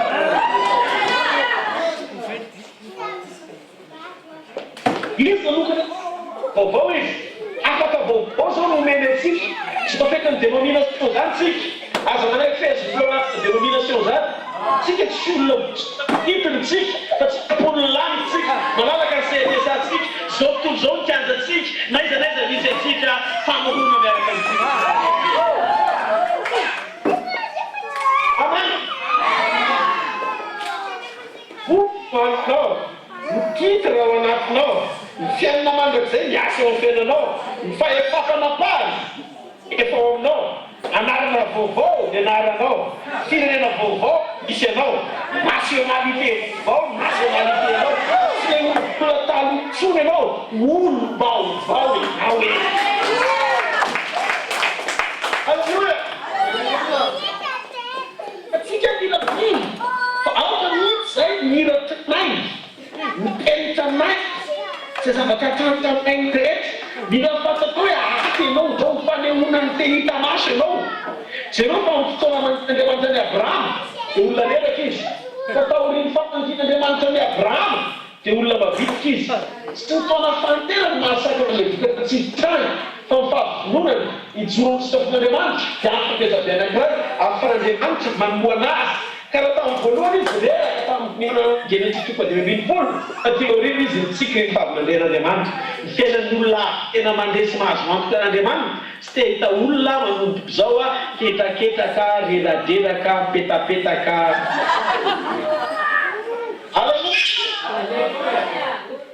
Tsy roa ianao. Amen. Mbavanao ny fitoka vaovao natao ahomby ianao lafindretra misy olona zao eto Andriamanitra miavaka izy. Alleluia. Misy olona zao Andriamanitra miavaka ianao saran'Andriamanitra ny fiainanao amin'ny anaran'i Jesosy hita lavitra mihitsy ny midina anamaka sanapofo fiainanao fa velona Jesosy. Nareo tsy mahafantatra ny problème amin'ny Marie tamin'ny voalohany nanotana tamin'ny foana zay Marie zao le izy Marie tomany rehefa maty Jesosy tamin'izy nakany dia tadiro tonga tany am-pasana amin'izay izy fa rehefa nitsangana Jesosy tonga teo am-pasany Marie dia niova ny zavatra rehetra tamin'ny voalohany na eny am-pasana azy ka eo Jesosy dia niova ny zavatra rehetra tamin'ny voalohany nanantona fasana foana izy dia nitomany fa no heveriny hoe misy tangalatra amin'ny fatin'i Jesosy dia Jesosy le mitsangana eo akaikao ihany fa tsy hitany dia zao tomany amin'izay izy dia rehefa tomany izy tao amin'ny ranomasiny Maria nahitan'i Jesosy nihevitra azy fa mpikarakara voninkazo pasana dia heveriny fampangala-paty koa dia netsika enena tao izy nanangana amin'ny fatin'ny tompoko Jesosy teo amin'ny teo hoy izy hoe aiza ny tompoko dia nitomany. Alleluia. Ei zany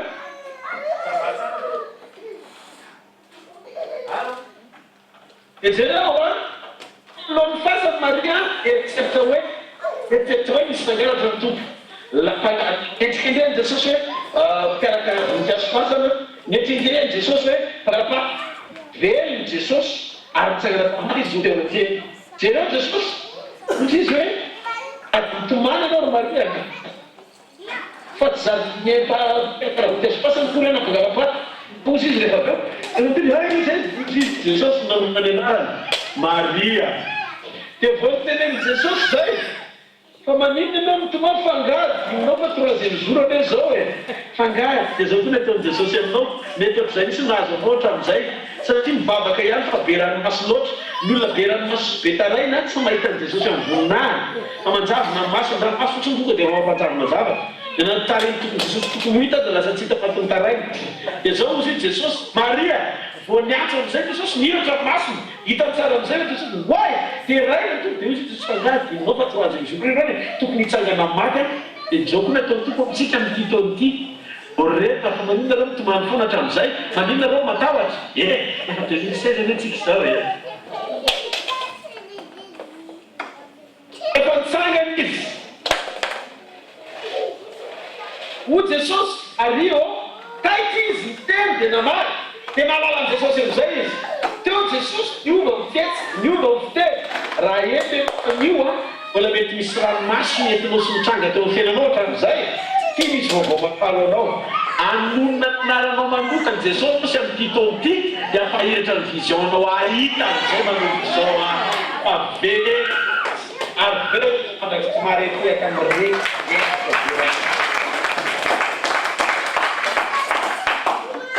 Alléluia. Velona Jesosy. Alléluia.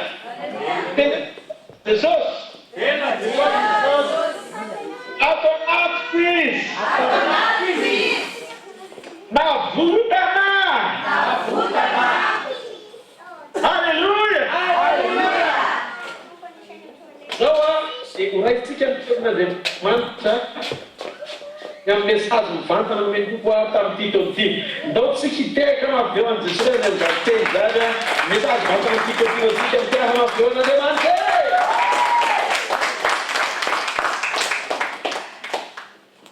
hoy Tompo Jesosy Kristy velona masina manan-kira Nazareta ho atsika fiangonana jereo any amin'izay finisaka adinio ary gaga dia gaga fa manao zavatra amin'ny andronareo azy mitsirionareo na dia lazaina aminareo azy ity tompisehoan'Andriamanitra amin'ny asa famoronana tsy mampinondea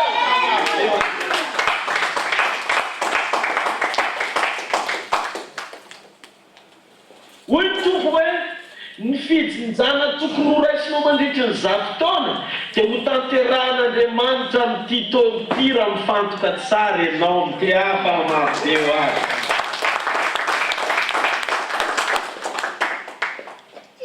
ora vavolombelona ny taonanao zay zavatra rehetra mampahoro ny lasanao hatramin'izay dia ho tompanyefan'Andriamanitra ny vokatra tsara sy mihoatra ho anao anananao fiadanana sy fitsarana miaraka amin'ny ty taona ity amin'ny anaran'i Jesosy Kristy avy aminao no raitsika dia milaza ho velariko anao ny reny rano mifabetsahany mba ilomalosanao ny amin'izany vavahady fampahitana fity amin'ilay fahaiza manao tsakaky ny saina tahak'izay tranga teo mivavahadiny Samarita amin'ny androny Elisy tahak'izay tranga tao Jorafata tamin'ny androny Elia ary tahak'izay tranga amin'izay toerana misy ianao amin'ny andronao tsy mareteka ity taona amoahako anao fa azo atao no manatanteraka an'ireo nofo tsara rehetra inonao ny fanabiko ny fidirako an-tsehatra ary asehoko anao tokoa ny famarinany teny hoe ino ny tanako tsy foy famavonjy ary ny soko tsy lalitalikona famaretra ary eveka ho any dada malady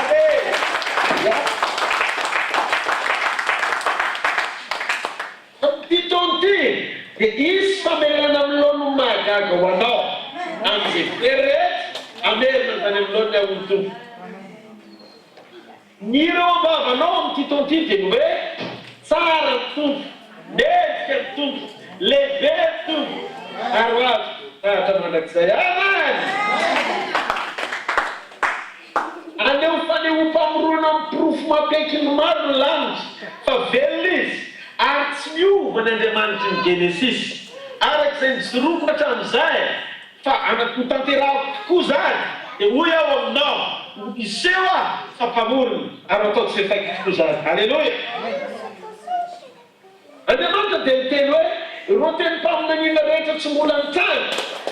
tahaka ilay valy vavaky ny olo-masina teo amin'ny lovily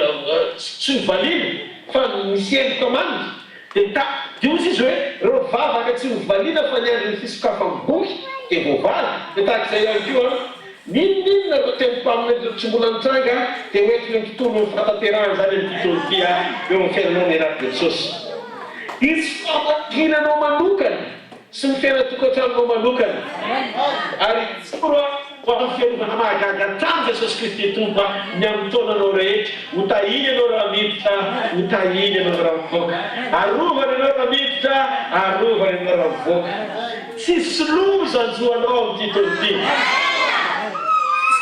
fahavala ka ho ambinina sy ako zany eo amin'ny fiainanao fa ny fidirehetra voaforona amelezana anao hozonina melohan'ny fotoana hitrangany fa tsy ambinina sahady ambara Jesosy Kristy velona masina anaty Nazareta reo karazam-pahasoavana mihoatra amin'ny fahatsarana sy fahaiza-manao n'Andriamanitra hiditra tsety izy aneo an'ilay tena maizy azy eo amin'ny fiainanao amin'ny herinaritra Jesosy Kristy. Raisy ny fahasoavan'Andriamanitra ahafahanao mijoro vavolombelona isan'andro. Hitako fa nisan'andronao amin'ity taona ity dia vaovao tsara sy vavolombelona tsara avokoa. Ifrina Stefanesy eo amin'ny tenanao ny atao hoe fahatsaran'Andriamanitra tonga lafatra, ary sokatra ny visionanao manomboka izao alaza dia lehibe amin'ny fitiavan'Andriamanitra anao. Ambariko amin'ny anaran'i Jesosy Kristy avy à Nazareta fa ny taona 440 dia taona ny famitan'Andriamanitra n'izay tsy vita rehetra. Chiffre 6 égale vita ny zavatra rehetra fa tamin'ny chiffre 7 Andriamanitra no nitsara tamin'ny andro fafito. Ambarako amin'ny anaran'i Jesosy fa vita ny zavatra rehetra tamin'ny andro fahenina, vita ny zavatra rehetra amin'ny 2016. Toloroko amin'ny anaran'ny Mahery Jesosy Kristy avy à Nazareta, hoy ny Tompo, tapitra ny andro fitsaharana fa mipoka amin'ny andro fahavalo aho. Ny andro fahavalo dia andro fanombohana vaovao. Amin'ny fotoana ihany ny herinandro fa tsy misy fahavalo. Fa ny andro fahavalo, ohatranao ilay taitra be azy koa misy 8e jour, miratra be masom-pananao, ohatr'izay masom-pananao miratra izay mihitsy ny ampisaonina an'ilay famorona voalohany indranga amin'ity taona ity, satria ny 8e jour égale premier jour, fa aseho amin'ny fahavalo izy, mba tonga amin'ny fahavalo anaiky eo tongotrao sy marety.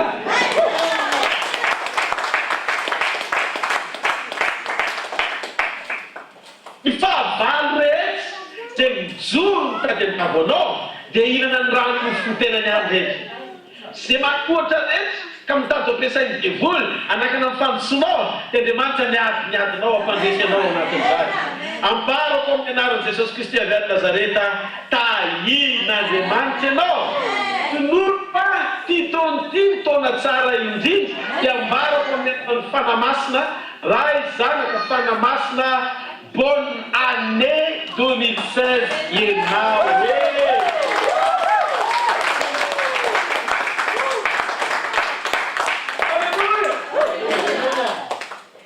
Tonga soanao miaraka amin'ny fanampian'Andriamanitra sy ny fahasoavana ho an'ilay mitoetra sy ilay fiandrana manak'izay ny voninahitra bavaka sisa. Saotra ray ny anaran'i Jesosy. Saotra ny manao karazana tempom-panombarana rehetra anairanao ny antofananay sy ny fononay. Andesy andray izay teny velona avy aminao. Mety kiaja sy voninahitra ity. Satria fotoana feno fahatsarana, fotoana feno famendrena, fotoana feno ireo karazany zavatra rehetra niafinao aminao tianao tanterahana ny fiainan'ny zareo. Saona andreo teny mpaminaniana rehetra voarainay, mampifady sy mampijoro anay, mamelibelona ny tanànay. Raha izy mitsodrana dia tonoko amin'ny anaran'i Jesosy.